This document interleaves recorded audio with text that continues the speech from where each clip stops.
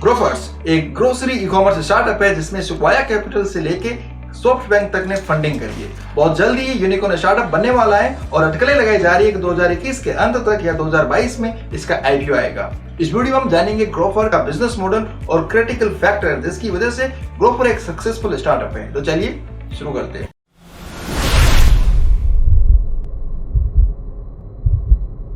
किराना, फल, सब्जी, personal hygiene और बाकी रोजमर्रा से जुड़ी चीजें आप घर बैठे ग्रोफर ऐप की मदद से मंगवा सकते हैं। मतलब ग्रोफर ग्रोसरी का ऑनलाइन रिटेलर है। भारत के 33 बड़े शहरों में ग्रोफर्स अपना बिजनेस ऑपरेट करता है। अलविंदर ढींडसा और सौरभ कुमार ने 2013 में गुरुग्राम से ग्रोफर की शुरुआत करी थी। ग्रोफर्स ने महज 7 सालों में अपने राइट बिजनेस स्ट्रेटेजी से भारतीय अनस्ट्रक्चर और अनऑर्गेनाइज्ड किराना बिजनेस को एक नया रूप दिया है। ग्रोफर कौन से बिजनेस अप्रोच की वजह से कामयाब हुआ है ये तो हम जानेंगे ही, लेकिन उससे पहले समझते हैं ग्रोफर्स का बिजनेस मॉडल।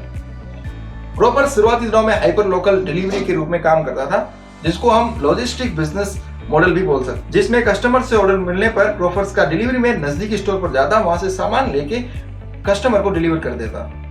ग्रोफर्स यहाँ लोकल स्टोर और यूजर से कुछ कमीशन लेता था, लेकिन 2016 में ग्रोफर्स ने इस बिजनेस मॉडल को पूरी तरीके से बदल के इन्वेंट्री बेस्ड मॉडल पे शिफ्ट हो गया। इसके पीछे 3 बड़ी वजह थी। पहली वजह थी ग्रोफर्स का जिन लोकल स्टोर के साथ टाइप था वो अनरिलायबल थी। कई बार वहां पर ऑर्डर फुलफिलमेंट नहीं हो पाता था, इस कारण ग्रोफर का कस्टमर बेस लूज हो रहा था। दूसरा कारण था ग्रोफर्स के लिए कंपटीशन बढ़ रहा था। बिग बास्केट जो कि इन्वेंट्री बेस्ड मॉडल था वो अच्छी प्रोग्रेस कर रहा था। और तीसरा कारण था लोकल स्टोर पर डिपेंडेंट होने की वजह से ग्रोफर के हाथ क्वालिटी कंट्रोल नहीं था। इस कारण ग्रोफर की क्वालिटी स्टैंडर्ड सेट नहीं हो पा रही थी। ग्रोफर्स का inventory based model lower middle class और मिडिल क्लास को टारगेट करता है। ग्रोफर्स ने अर्बन एरिया में स्टोरेज हाउस बनाए जहां पर कई सारे ब्रांड्स और लोकल प्रोडक्ट को ग्रोफर्स प्रोक्योर करता है। उसके अलावा ग्रोफर्स खुद के प्राइवेट लेबल से भी प्रोडक्ट प्रोक्योर करती है। अब कस्टमर से ऑर्डर मिलने पर ग्रोफर्स के डिलीवरी मैन सीधे स्टोरेज हाउस से डिलीवरी करते हैं। ग्रोफर्स 8 से 15% तक कमीशन के तौर पे चार्ज करता है और खुद के लेवल पे 20% तक की कमाई करता है। अब हम समझेंगे उन फैक्टर्स को जिसकी वजह से ग्रोफर एक सक्सेसफुल स्टार्टअप है। तो पहला फैक्टर है बिल्डिंग एन इकोसिस्टम। भारत का ग्रोसरी ई कॉमर्स मार्केट बहुत बड़ा और पूरी तरीके से अनऑर्गेनाइज्ड है, इसलिए ग्रोफर्स को इस समस्या को हल करने के लिए अपने पूरे सिस्टम को एम्पावर किया।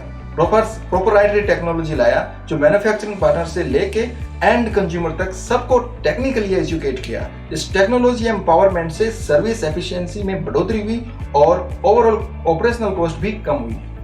और दूसरा फैक्टर है private label. Grofers middle class को टारगेट करता है। Middle class highly price sensitive होती है। ग्रोफर्स कॉम्पिटिटिव एज लेने के लिए खुद के लेबल से प्रोडक्ट लाई। ये प्रोडक्ट ग्रोसरी आइटम से लेके पर्सनल हाइजीन तक है। ग्रोफर्स सीधे मैन्युफैक्चरर से खरीदता है, उसके बाद एक फाइनल प्रोडक्ट का शेप देके उसको बेच देता है। कोई बीच में दिवालिया नहीं होने की वजह से ग्रोफर्स प्रोडक्ट की प्राइस को कंट्रोल कर सकता है। 2019 में ग्रोफर की टोटल सेल्स में प्राइवेट लेबल का टोटल 40% तक का कंट्रीब्यूशन था, जो करीब 2500 करोड़ रुपए होता है। तीसरा फैक्टर है डेटा ड्रिवन कंपनी। ग्रोफर्स की हर बिजनेस एस्पेक्ट की डिसेंट्रलाइज्ड टीम होती है जो केपीआईज और दूसरे बिजनेस मैट्रिक्स को एनालाइज करके डिसीजन मेकिंग करती है। इसके अलावा इवेंट डेटा के आधार पर ओवरऑल प्रोडक्शन और मार्केटिंग स्ट्रेटेजी फ्रेम होती है। डेटा ड्रिवन होने के कारण ग्रोफर्स बिजनेस फोरकास्टिंग और एक्सपांशन करने में कामयाब रही है। चौथा फैक्टर है seamless and personalised shopping experience. Grofer का प्लेटफॉर्म आसान नेविगेशन और डिस्कवरेबल है।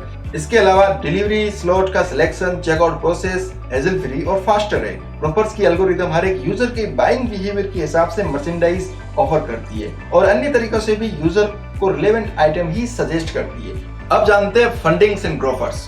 ग्रोफर्स में पहली फंडिंग दिसंबर 2014 में हुई थी। सिक्वाया कैपिटल्स और दीपेंद्र गोयल इन्वेस्टर थे। ये करीब $5 लाख की सीरीज ए की फंडिंग थी। साल 2015 में सीरीज बी, सी और डी की टोटल $165 मिलियन की फंडिंग हुई। फिर 2019 में सबसे बड़ी फंडिंग सॉफ्ट बैंक ने करी। ये फंडिंग करीब $220 मिलियन की थी। ग्रोफर्स अब तक कई सारे फंडिंग राउंड के जरिए $607 मिलियन रेज कर चुका है। अब जानते हैं challenges for Grofers.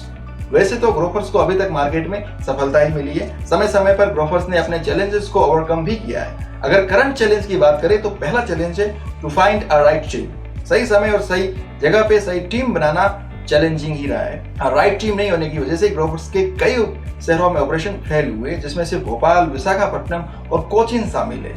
Second challenge है टफ कंपटीशन। ग्रोफर्स के कंपटीशन की बात करें तो बिग बास्केट, जॉपर, गोपअप तो थे ही, लेकिन रिलायंस के जियो मार्ट के आने के साथ ई ग्रोसरी सेगमेंट में कंपटीशन टफ हो गया है। जिस तरीके से रिलायंस जियो ने टेलीकॉम कॉम्पिटिटर्स का प्राइस वॉर करके सफाया किया, उस तरह का प्राइस वॉर अगर जियो मार्ट करता है तो ग्रोफर्स के लिए समस्याएं बढ़ेंगी। रेडशीर कंसल्टिंग के मुताबिक भारत का हाइपर लोकल ई ग्रोसरी मार्केट 106% की ग्रोथ रेट के साथ हर साल बढ़ रहा है। कोविड-19 पैंडेमिक की वजह से भारत की अर्बन आबादी तेजी से e commerce specially grocery market पर शिफ्ट हो रही है। टायर 2 और टायर 3 शहर अभी भी ई ग्रोसरी सेगमेंट के लिहाज से लगभग अनपेनेट्रेटेड है, मतलब ग्रोफर्स के लिए अच्छी अपॉर्चुनिटी है। जिस तरह ग्रोफर्स किराना मार्केट को ऑर्गेनाइज मार्केट बना रहा है, ठीक उसी तरीके से रिव्यू भी इंडियन ट्रांसपोर्टेशन को रिले मॉडल के द्वारा एडवांस और लुक्रेटिव बना रहा है। इसके ऊपर हमने डिटेल वीडियो बनाया है, जिसकी लिंक आपको ऊपर आई बटन में मिल जाएगी। मनी मोटिवेशन और स्टार्टअप से रिलेटेड हमारा इंस्टाग्राम पेज है, कृपया उसको लाइक कर दीजिए। मिलते हैं अगले वीडियो में, तब तक जाओ।